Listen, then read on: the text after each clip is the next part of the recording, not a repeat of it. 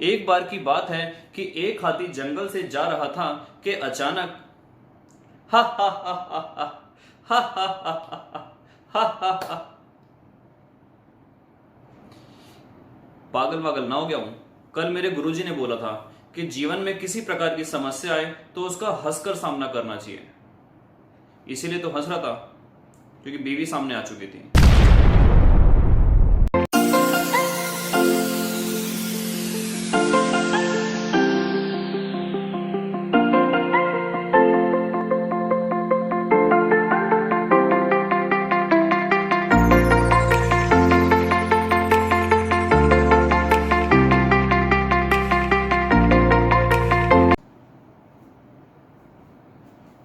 Good morning India. Welcome back बच्चों। Welcome back to your beautiful से channel with your handsome teacher, जिसका नाम है फिजिक्स बाय राहुल बंसल। करते हैं आज का टॉपिक स्टार्ट, जो हमारा चल रहा था कंटिन्यूएशन में चैप्टर नंबर 2 के न्यूमेरिकल्स। लास्ट क्लास में हमने चैप्टर नंबर 2 के न्यूमेरिकल्स कर लिए थे। Almost 11 question finish. आगे के हैं हमारे पास एडिशनल क्वेश्चन। आपको पहले मैं थोड़ा सा बता दूं कि एडिशनल के आपको मैं सारे क्वेश्चंस नहीं कराऊंगा। एडिशनल के यहां पर हमने कुछ लिस्टिंग कर ली है, केवल वही क्वेश्चन कराएंगे, because examination point of view से यही इंपॉर्टेंट है। बीच में एक दो क्वेश्चन मैंने स्किप कर दिए हैं। उससे कतई ये मत सोचना कि राहुल सर को क्वेश्चंस करने नहीं आते हैं। कुछ दूसरे यूट्यूब चैनल वाले, कुछ कुछ ऐसे बच्चे भी हैं जो पॉसिबिलिटी है ये सोच लें, शक का कीड़ा दिमाग में डाल लें कि सर को क्वेश्चंस करने नहीं आते हैं। विश्वास कीजिए, ट्रस्ट कीजिए, एग्जाम में पिछले किसी भी साल में ये वाले क्वेश्चंस एग्जाम में नहीं आए हैं। तो वो क्वेश्चंस का थोड़ा डिफिकल्टी लेवल भी हाई है। There is some typical questions, they are all typical questions, तो हम इनको स्किप करना चाहेंगे। तो हम केवल कुछ क्वेश्चंस को ही स्किप करा है, जैसे 12, 13, 14, 15, 16 को स्किप करा है, 17, 18, 19, 20, 21, 22, 23 स्किप करा है, 24, 25, 26 और बीच में 27 से लेकर 32 तक के क्वेश्चंस हैं थ्योरेटिकल क्वेश्चंस, जिनके आंसर आपको मिल जाएंगे बुक के ही एंड में। तो एक बार उनको स्टडी करना, डिस्कस करना फ्रेंड्स के साथ, टीचर्स के साथ। कोई भी प्रॉब्लम हो आप कमेंट बॉक्स के अंदर टाइप कर सकते हैं क्वेश्चंस। डेफिनेटली उनकी डाउट क्लास के अंदर मैं सॉल्यूशन आपको जरूर बताऊंगा। तो स्टार्ट करते हैं आज के कुछ क्वेश्चंस जो है हमारे पास 3, 3, 6, 3, 9, 3, 12 और 2, 14 क्वेश्चंस। कोशिश करूंगा मैं थोड़ी सी लेंथी क्लास लूं, बोर ना करूं। बीच बीच में मेरी शेरो शायरी चलती रहेगी, मेरे जोक और प्रवचन चलते रहेंगे। आइए करते हैं स्टार्ट। अगर किसी के पास एनसीईआरटी ना हो तो मैं आपको बता दूं, ये एप्लीकेशन मेरे पास है, जो एनसीईआरटी की एप्लीकेशन है। प्ले स्टोर से आप डाउनलोड कर सकते हैं और इसके अंदर बुक अवेलेबल हो जाएगी। मेरी वाली बुक भी पता नहीं किसी के पास चोरी हो गई या किसी बच्चे ने ले ली, राम जाने, भगवान उसका भला करे। करते हैं स्टार्ट एडिशनल का क्वेश्चन नंबर फर्स्ट, जो है एक्सरसाइज का क्वेश्चन नंबर 12। आइए करते हैं स्टार्ट। क्वेश्चन नंबर 12 बच्चों आपके पास है, a charge of 8 microcoulomb, sorry 8 millicoulomb, आपको चार्ज दे दिया 8 millicoulomb, is located at the origin. बच्चों ये कहां पे रखा हुआ है? ये रखा हुआ है ओरिजिन पे। Calculate the work done in taking a small charge. एक कोई दूसरा चार्ज है जिसको हमने मान लिया Q0। ये कितना है? -2 इंटू 10 की पावर -9 कूलम। इस टेस्ट चार्ज को कहां से कहां लेके जाना है? फ्रॉम अ पॉइंट 003, एक पॉइंट है 003, इसको लेके जाना है इस पॉइंट P से कहां तक? इस पॉइंट Q तक, और ये है 040। और वाया किसके लेके जाना है? P से Q डायरेक्टली लेके नहीं जाना, इसको लेके जाना है पॉइंट R से होते हुए। और ये पॉइंट R कितना है? 0, 6 और 9, और ये सारे के सारे बच्चों हैं सेंटीमीटर में। आपको निकालना है कैलकुलेट द वर्क डन। आपको याद होगा बच्चों कि वर्क डन हमने जो सीखा था वो ये सीखा था कि पोटेंशियल या फिर इलेक्ट्रिक फील्ड ये होती है कंजर्वेटिव नेचर की। कंजर्वेटिव नेचर का मतलब होता है केवल ये इनिशियल पॉइंट और फाइनल पॉइंट पे डिपेंड करती है, ये कभी डिपेंड नहीं करती पाथ पे। बात समझ में आ रही है? ये कभी डिपेंड नहीं करती बच्चों पाथ पे। तो हम पाथ को इग्नोर करते हुए केवल डायरेक्टली यहां से यहां ले जाएंगे, इसका कोई हमारे पास रोल नहीं है। तो देखिए, आपको वर्क डन निकालना है। आपको याद होगा, अगर हमने फॉर्मूला पढ़ा था वर्क डन का, पोटेंशियल का, चार्ज का रिलेटेड था कुछ ऐसा। Work done from A to B upon में charge equals to V B minus V A. तो यहां पर आपको लेके जाना है P से Q तक। तो हम यहां पर यही करेंगे, A की जगह हमने लिख दिया सपोज करो P, और B की जगह लिख दिया हमने Q, और यहां पर आएगा B की जगह Q और A की जगह आ जाएगा P। ये हमें फाइनली बच्चों सॉल्व करना है। आपको निकालना है वर्क डन। तो वर्क डन की वैल्यू कितनी हो जाएगी P से Q की, ये जो Q नॉट है ये वाला आपके पास ये क्रॉस मल्टीप्लाई में चला जाएगा -2 इंटू 10 की पावर -9। पोटेंशियल का फॉर्मूला याद करो, पोटेंशियल का फॉर्मूला हुआ करता था KQ/R। तो आपने यहां पर पुट करा K, और पोटेंशियल हम किसका लेंगे, जो चार्ज ओरिजिन पे लोकेटेड है, क्योंकि इसी की इलेक्ट्रिक फील्ड में आप इस चार्ज को अपने हथेलियों पर लेकर मूव करवा रहे हो। ये चार्ज रखा हुआ है सेंटर पे, ओरिजिन पे, और इसके पोटेंशियल के अंदर ही, इसकी इलेक्ट्रिक फील्ड के अंदर ही आप इस चार्ज को मूव कराने जा रहे हो। तो इसकी वैल्यू रखी हमने K, ये हो गया Q अपॉन में जो Q पॉइंट था ये कितना डिस्टेंस पर दूरी पर है ओरिजिन से, 0 4 0। तो ये डिस्टेंस निकल के आएगा आपका 4 सेंटीमीटर। तो यहां पर आपने पुट कर दिया, इस डिस्टेंस को मान लिया R1 और इस डिस्टेंस को मान लिया बच्चों R2। तो ये आ गया आपके पास R1 माइनस KQ अपॉन में R2 -2 into 10 to the power 9। KQ common ले लिया, K की वैल्यू है 9 इंटू 10 की पावर 9, और Q की वैल्यू कितनी है 8 मिली, 8 10 की पावर -3, और R1 बच्चों कितना आया 4 सेंटीमीटर। तो 1/4 इंटू 10 की पावर -2, और R2 की वैल्यू आई 3 सेंटीमीटर। तो ये आपके पास कितना हो जाएगा 1/3 इंटू 10 की पावर -2। होप करता हूं आप लोग ये आगे सॉल्व कर लेंगे। 10 की पावर -2 कॉमन निकल आएगा, 1/4 छोटी क्वांटिटी है, 1/3 बड़ी क्वांटिटी है। छोटे में से बड़ा जाएगा तो नेगेटिव बचेगा, ये नेगेटिव इस वाले नेगेटिव को पॉजिटिव बना देगा, और आपका आंसर जो कुल मिलाकर आएगा वो आएगा जूल्स में। Is it clear? तो स्टार्ट करते हैं नेक्स्ट क्वेश्चन। ये था आपके पास क्वेश्चन नंबर 12। स्टार्ट करते हैं नेक्स्ट क्वेश्चन।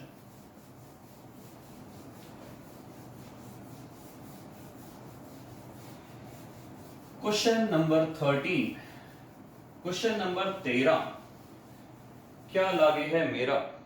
क्वेश्चन नंबर 12 हो चुका है फिनिश। क्वेश्चन नंबर 13 स्टार्ट करते हैं। क्वेश्चन नंबर 13 बेसिकली आपके पास क्या है, क्वेश्चन नंबर 13 में कहता है a cube of side B. ये बच्चों आपके पास एक क्यूब है। क्वेश्चन नंबर 12 हम कर चुके हैं। ये आपके पास एक क्यूब है,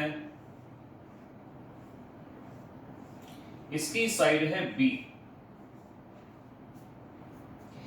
इसके कितने कोने हैं बच्चों, कोनों को इंग्लिश में बोलते हैं वर्टेक्स, प्लूरल फॉर्म है वर्टिसेस। कितने कोने हैं देखकर बताओ। इसके हैं कुल मिलाकर 8 कोने, और इन 8 के 8 कोनों पर रख दिया है पॉजिटिव चार्ज क्यू। कैसा चार्ज क्यू बच्चों, पॉजिटिव चार्ज क्यू। और पॉजिटिव चार्ज आपको बताया गया था कैसा पोटेंशियल क्रिएट करेगा, जी हाँ वो करेगा पॉजिटिव पोटेंशियल क्रिएट। तो ये बात तो कंफर्म हो गई, सारे पॉजिटिव चार्ज कैसा पोटेंशियल क्रिएट करेंगे, सेंटर पे पॉजिटिव पोटेंशियल क्रिएट करेंगे, और वो पॉजिटिव पोटेंशियल कर दिया जाएगा ऐड। क्वेश्चन पढ़ते हैं। A cube of side B has a charge Q at each of its vertices. Determine the potential and electric field. Determine the potential and electric field due to this charge अरे अरे अरे अरे अरे का मतलब होता है ARRAY स्ट्रक्चर। इस चार्ज का जो स्ट्रक्चर बनाया है इसका सेंटर पर आपको निकालना है इलेक्ट्रिक फील्ड भी और पोटेंशियल भी। इसका आपको निकालना है इलेक्ट्रिक फील्ड भी और पोटेंशियल भी। देखो बच्चों सीधा सीधा पहले इलेक्ट्रिक फील्ड बता दूं, 0 आएगा।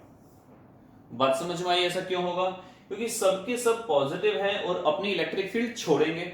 जब अपनी इलेक्ट्रिक फील्ड छोड़ेंगे तो इसके सामने वाला जो होगा वो भी अपनी इलेक्ट्रिक फील्ड छोड़ेगा, ये वाले के सामने ये वाला होगा अपनी इलेक्ट्रिक फील्ड छोड़ेगा। तो जैसे जैसे अभी आपने कुछ दिनों पहले रामायण देखी थी ना, राम और रावण के तीर, लक्ष्मण और मेघनाथ के तीर आपस में एक दूसरे को भाग जाया करते थे, देखकर एकदम भाग जाया करते थे। सेम सिस्टम यहां पर है कि इलेक्ट्रिक फील्ड एक दूसरे को टकरा के भगा देगी, तो नेट इलेक्ट्रिक फील्ड कितनी हो जाएगी? 0। पोटेंशियल की बात हम करते हैं। पोटेंशियल का फॉर्मूला क्या होता है? K Q by R. R R का मतलब हुआ यहां से यहां तक का डिस्टेंस। आपको पता होना चाहिए जो क्यूब का डायगोनल होता है, डायगोनल वो होता है b√3। इसका मतलब यहां से लेकर और यहां तक का हिस्सा ये हो गया b√3। तो इस b√3 का आधा कितना हो गया बच्चों? ये हो गया b√3/2। ये हो गया b√3/2।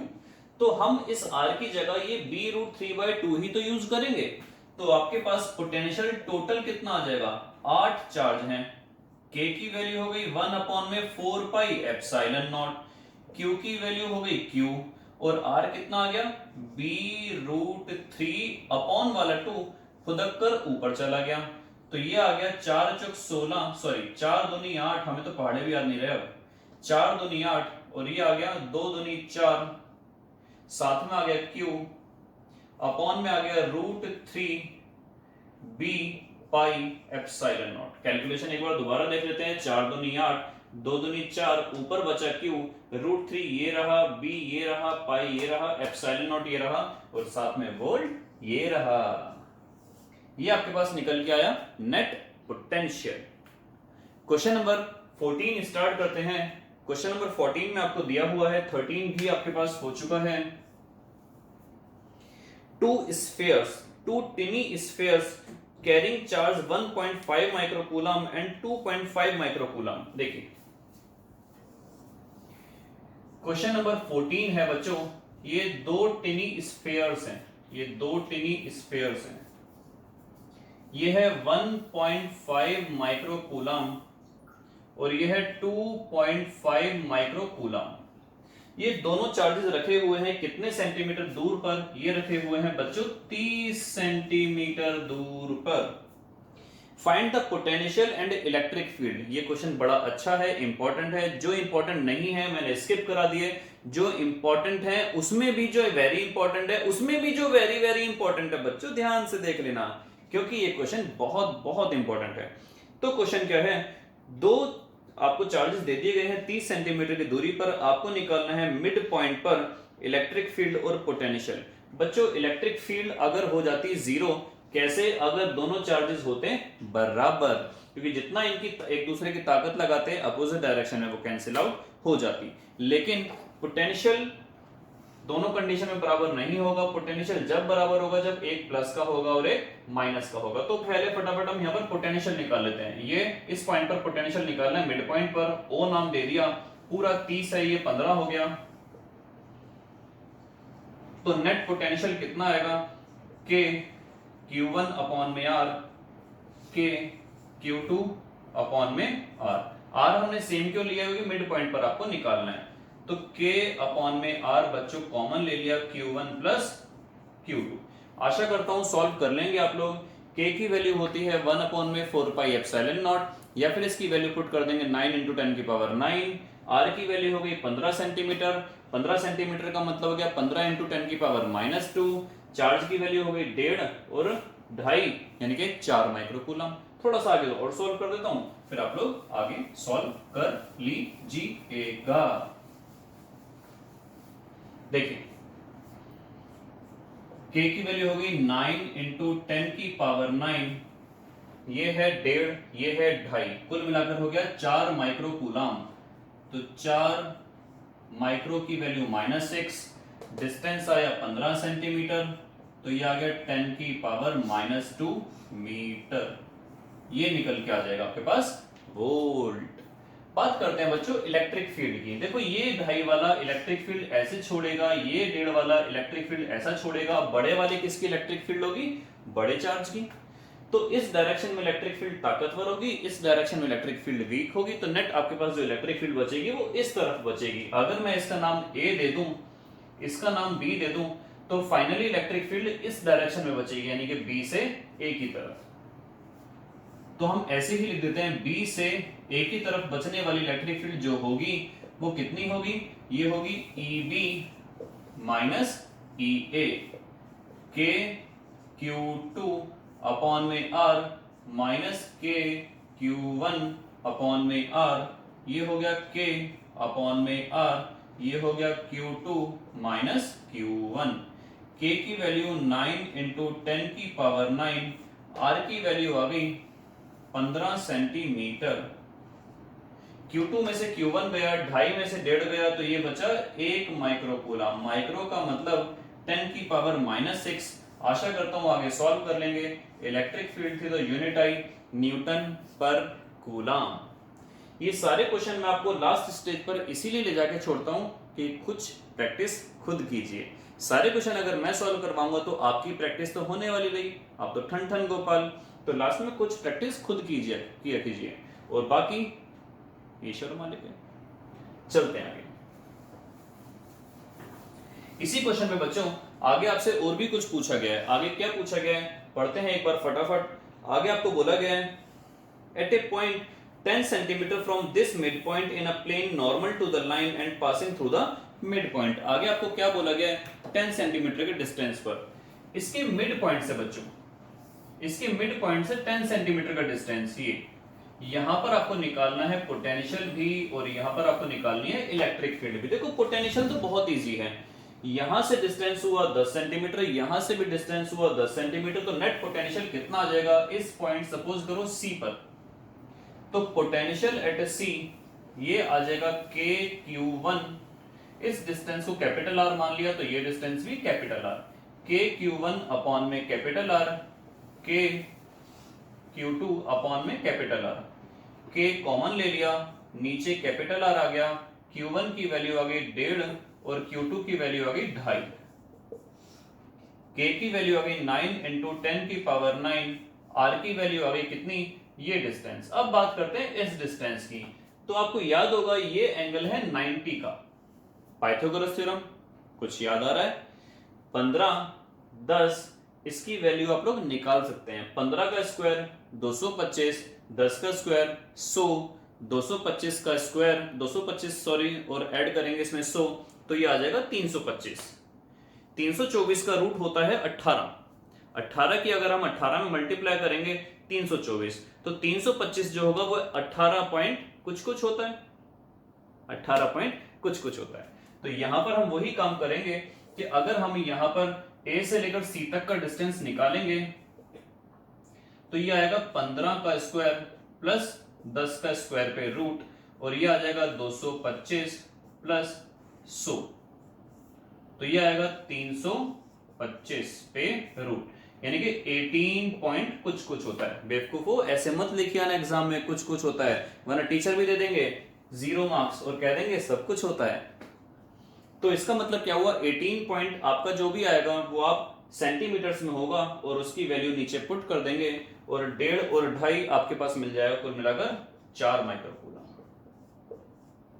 एक बार फिर से देख लेते हैं। इस पॉइंट पर आपको निकालना था पोटेंशियल। पोटेंशियल के आपने काम करा KQ1 अपॉन में R प्लस KQ2 अपॉन में R। K कॉमन लिया, R कॉमन लिया, Q2 और Q1 को ऐड कर दिया, और कैपिटल R ये वाला जो था ये आपको फाइंड आउट करना पड़ा। फटाफट देखते हैं यहां पर इलेक्ट्रिक फील्ड कैसे निकालेंगे। इलेक्ट्रिक फील्ड के लिए देखिए क्या करेंगे, हम कंसेप्ट लगाएंगे।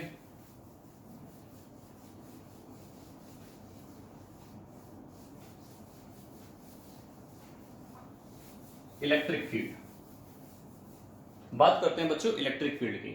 ये पॉजिटिव चार्ज है, ये इलेक्ट्रिक फील्ड इस डायरेक्शन में छोड़ेगा, ये पॉजिटिव चार्ज है, ये इलेक्ट्रिक फील्ड इस डायरेक्शन में छोड़ेगा। अगर मैं इस दोनों की वैल्यू रिजल्टेंट निकालना चाहूं तो मुझे इसके बीच का एंगल भी पता होना चाहिए।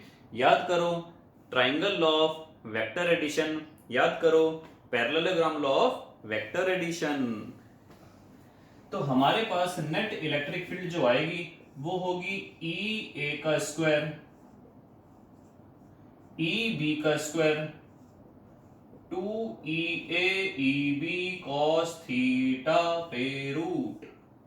अब यहां पर हमने थोड़ा सा चेंज कर दिया, ये थीटा, ये भी theta, theta plus theta 2 theta, it is not cheetah, it is 2 theta, और ये वाला भी कितना आया 2 थीटा।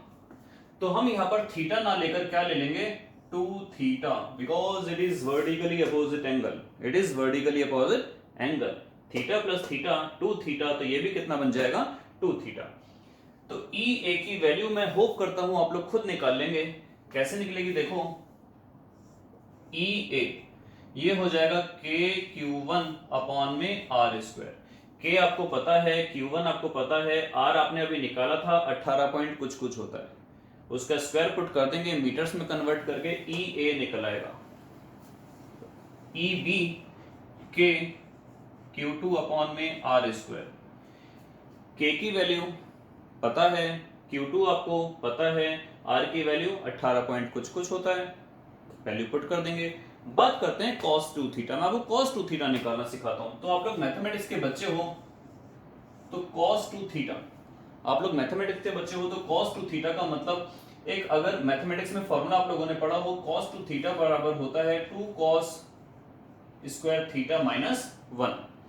तो cos 2 थीटा बराबर यहां से निकल आएगा। अब cos थीटा की वैल्यू हम इसमें देख सकते हैं बड़े आराम से। थीटा के सामने वाला परपेंडिकुलर होता है, 90 के सामने वाला हाइपोटेन्यूस होता है, और ये बचा बेस।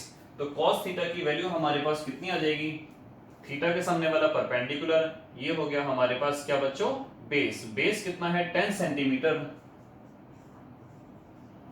और हाइपोटेन्यूस कितना हो गया 18 पॉइंट कुछ कुछ होता है सेंटीमीटर, समथिंग सेंटीमीटर, और इसका स्क्वायर -1। सेंटीमीटर से सेंटीमीटर चला जाएगा, मीटर्स में कन्वर्ट करने की रिक्वायरमेंट नहीं है। 10 का स्क्वायर हो जाएगा आपके पास 100, और 18 का जो भी पॉइंट में होगा इसका स्क्वायर हो जाएगा 324 के आसपास -1।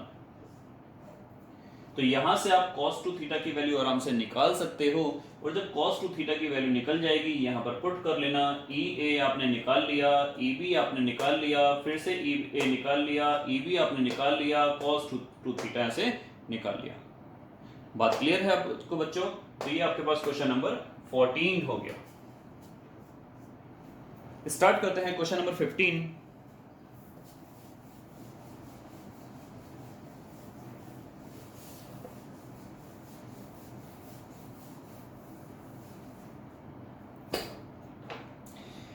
क्वेश्चन नंबर 15 है बच्चों, a spherical conducting shell of inner radius r1। अरे ये तो बड़ा लल्लू सा क्वेश्चन है।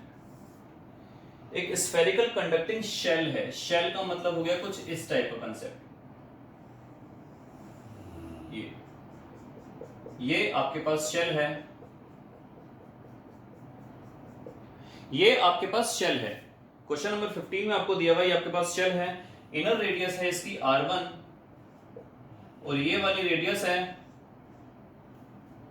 और आउटर रेडियस है आपके पास r2। अ चार्ज q, और इसके पास कैपिटल चार्ज है q, कैपिटल चार्ज q है, और वो कैपिटल चार्ज कहां पर यूनिफॉर्मली डिस्ट्रीब्यूटेड होगा बच्चों? वो कैपिटल चार्ज रियलिटी में डिस्ट्रीब्यूटेड होगा यहां पर, capital q। A charge small q is placed at the centre of the shell, centre पर चार्ज कितना रख दिया गया है? प्लस का q। What is the surface charge density on the inner and outer surfaces of the shell? Inner और outer surfaces of the shell पर कितनी surface charge density आपके पास होगी? देखो यहां पर प्लस का Q आपने रखा, तो inner shell पर इंड्यूस होगा माइनस का Q।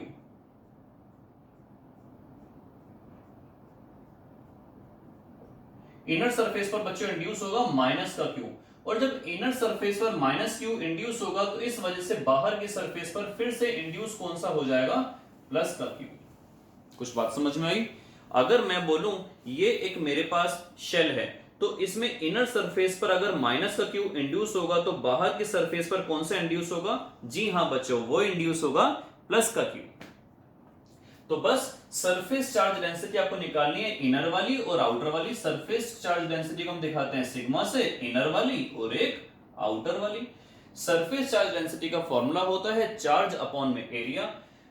अंदर वाली के लिए चार्ज क्या आएगा? इंड्यूस कितना हुआ है? माइनस का क्यू, और बाहर वाले के लिए इंड्यूस तो हुआ है प्लस का क्यू, और पहले से कौन सा दिया हुआ था? प्लस का बड़ा क्यू।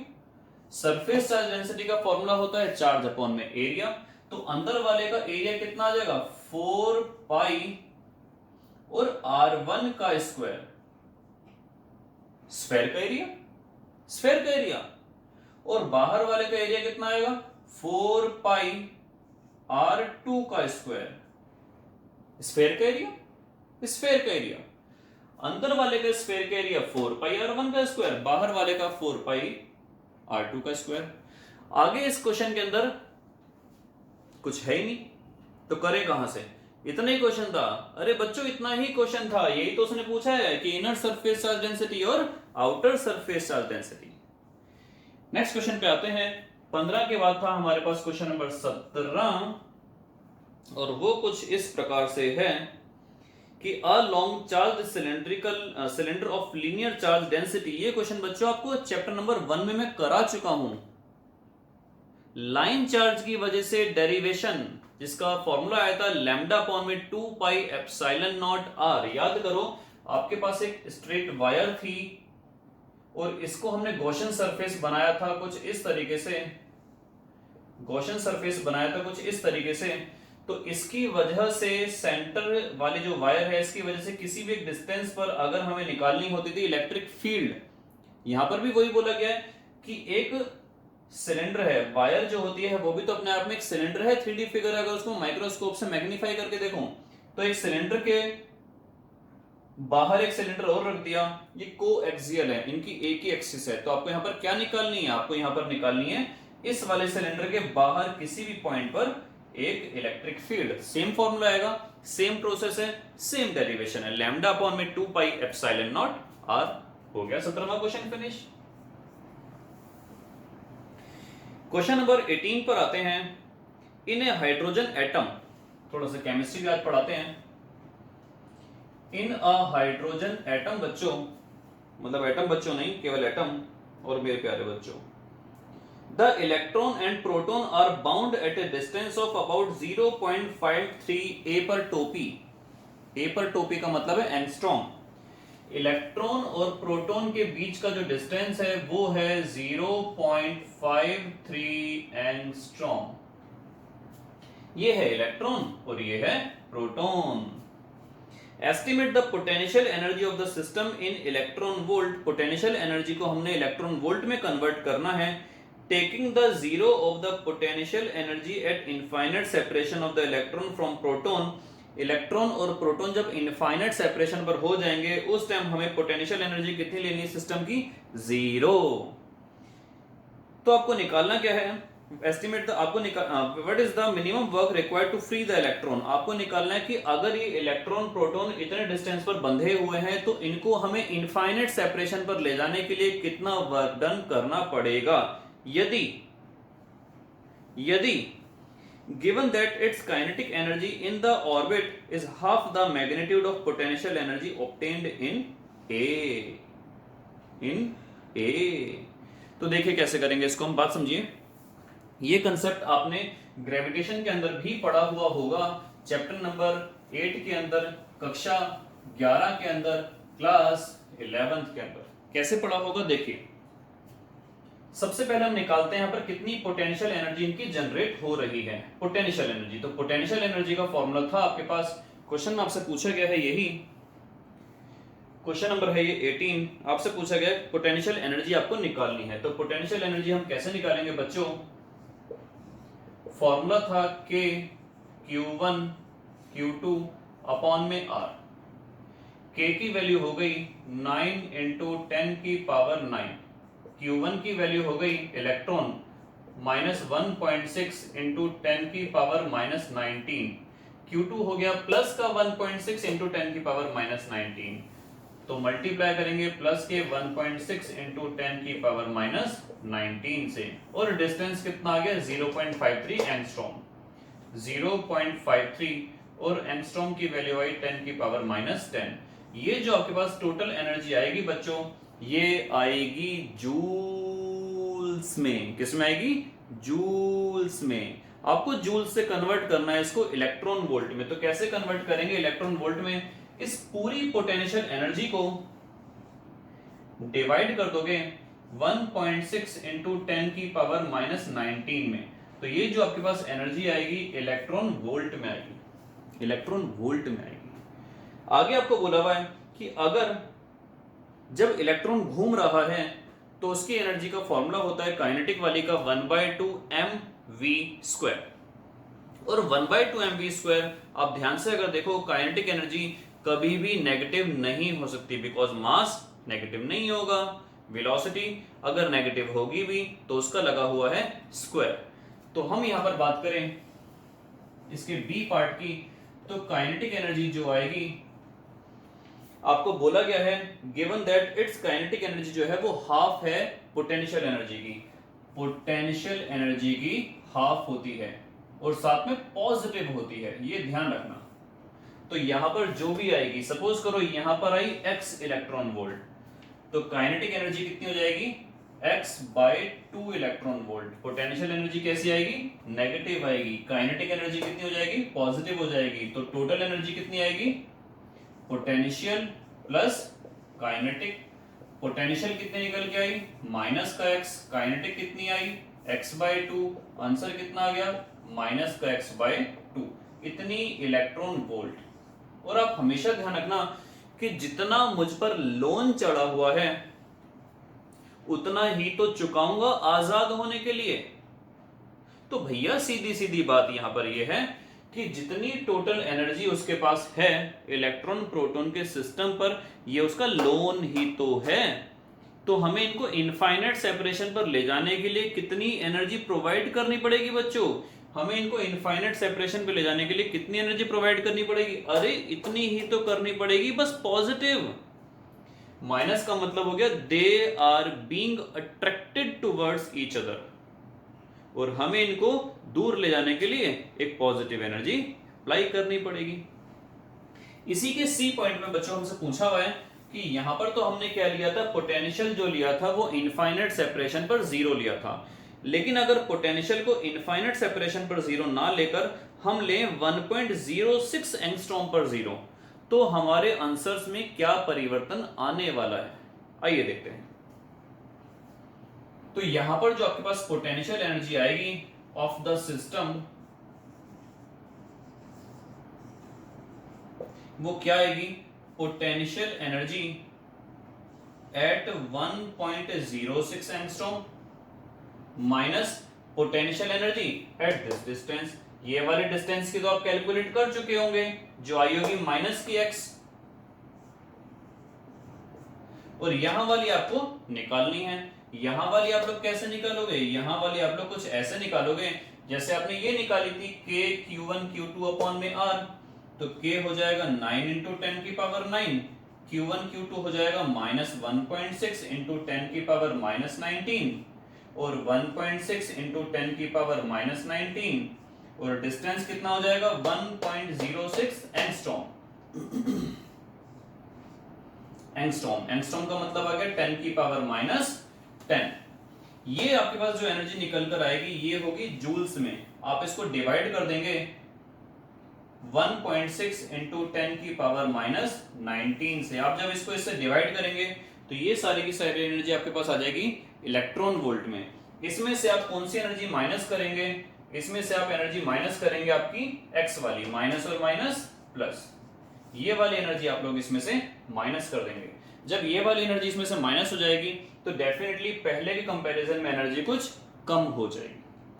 तो इसका मतलब हम कह सकते हैं यहाँ पर कि आपके पास जो पोटेंशियल एनर्जी थी फर्स्ट केस में निकल के आई कुछ ऐसी, पोटेंशियल एनर्जी सेकंड केस में निकल के आई कुछ ऐसी, लेकिन काइनेटिक एनर्जी में कोई परिवर्तन नहीं आएगा। क्यों नहीं आएगा, क्योंकि काइनेटिक एनर्जी डिस्टेंस पर डिपेंड करती ही नहीं है। काइनेटिक एनर्जी तो मास और वेलोसिटी के अकॉर्डिंग ही वेरी करती है। तो इसका मतलब यहां पर जो भी आपका आंसर आएगा वो पोटेंशियल एनर्जी का वेरिएशन होगा, लेकिन काइनेटिक एनर्जी में कोई वेरिएशन नहीं होने वाला है। Is it clear? चलते हैं नेक्स्ट क्वेश्चन पर। क्वेश्चन नंबर था ये 18। आते हैं बच्चों क्वेश्चन नंबर 19 पर।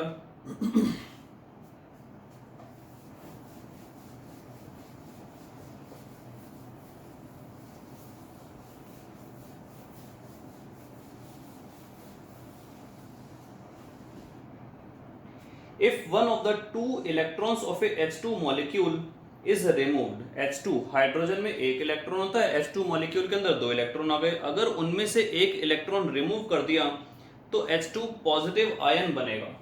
क्वेश्चन नंबर 19, H2 बनेगा positive ion. In the ground state of an H2 plus, the two protons are separated by roughly 1.5 angstrom. जो दोनों प्रोटॉन्स हैं वो कितनी दूरी पर हैं बच्चों? पॉजिटिव चार्ज, ये है 1.5 angstrom. And the electron is रफली 1 एंगस्ट्रॉम, और जो इलेक्ट्रॉन है वो कितनी दूरी पर है दोनों प्रोटॉन से? वो है 1 एंगस्ट्रॉम।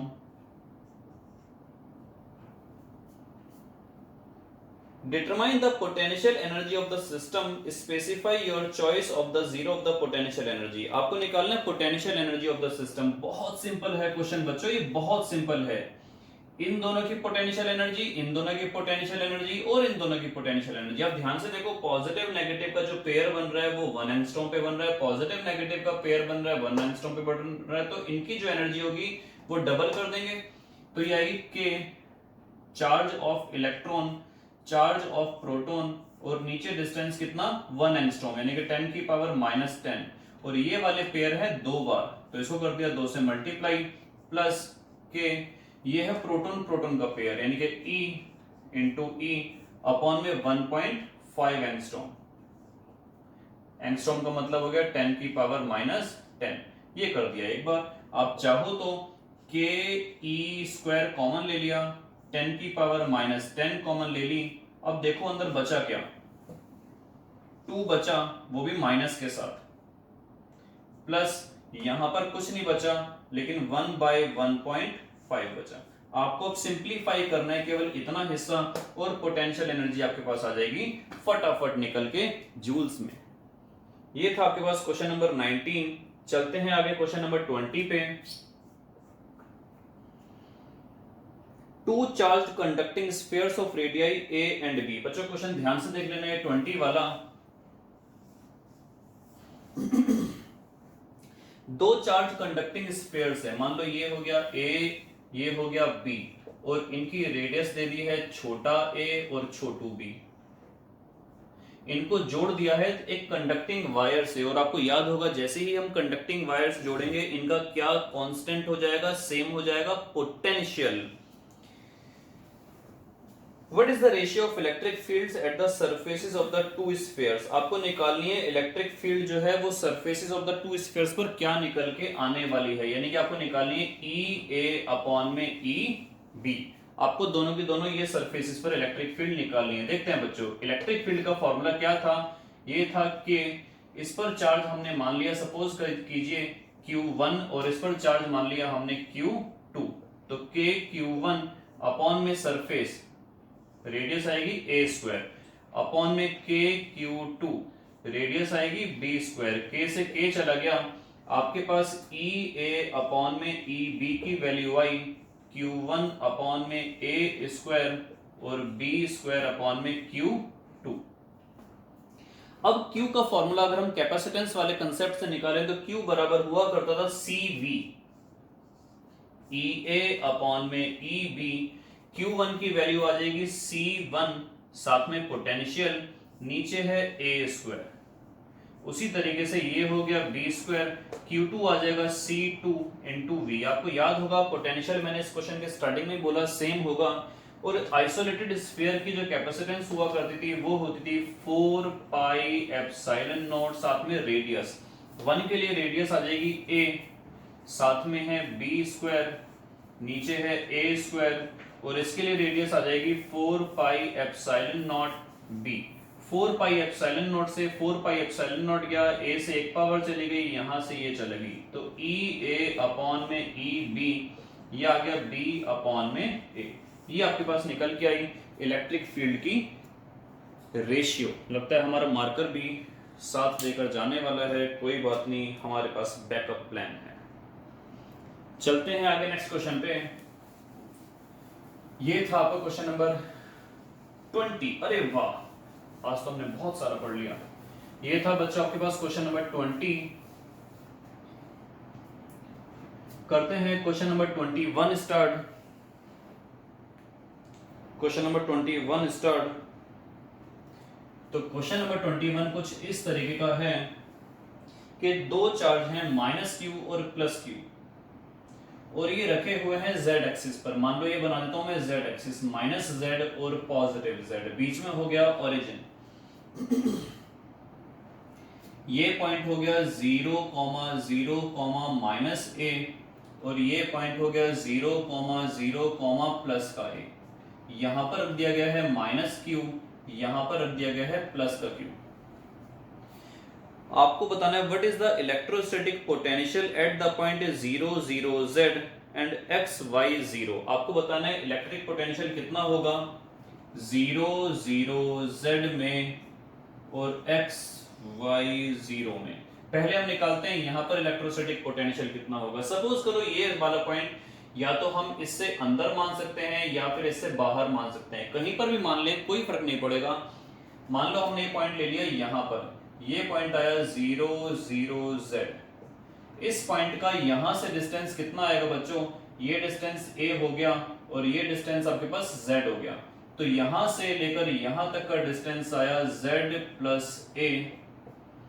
ये डिस्टेंस z है, ये डिस्टेंस a हो गया, तो ये डिस्टेंस आया z माइनस a, ये डिस्टेंस आया z माइनस a। तो नेट पोटेंशियल कितना आएगा, नेट पोटेंशियल ये हो जाएगा k, और पोटेंशियल जैसे कि आपको बताया था स्केलर क्वांटिटी होती है विद मैग्नीट्यूड ऑफ साइन, तो k माइनस क्यू, और इसका डिस्टेंस कितना आ गया z प्लस a, और उसके बाद plus k into Q upon में z minus a।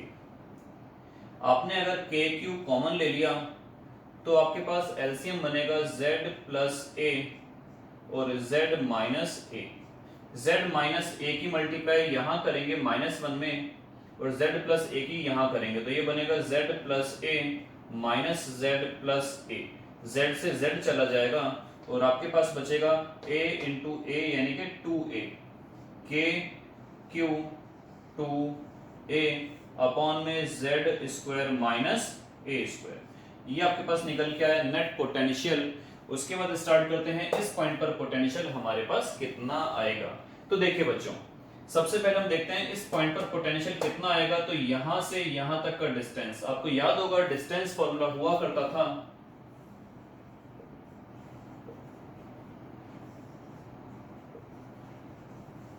Distance formula हुआ करता था कि x2 माइनस x1 का स्क्वायर, y2 माइनस y1 का स्क्वायर, z2 माइनस z1 का स्क्वायर। तो डिस्टेंस आएंगे x का स्क्वायर प्लस y का स्क्वायर प्लस a का स्क्वायर और इस पे रूट। उसी तरीके से इस पॉइंट का भी अगर मैं डिस्टेंस निकालूंगा यहीं से, तो सेम डिस्टेंस निकल के आएगा, that is called x square plus y square plus a square पे रूट। और दोनों चार्ज का मैग्नीट्यूड भी अगर आप देखो ध्यान से, दोनों चार्ज सेम है।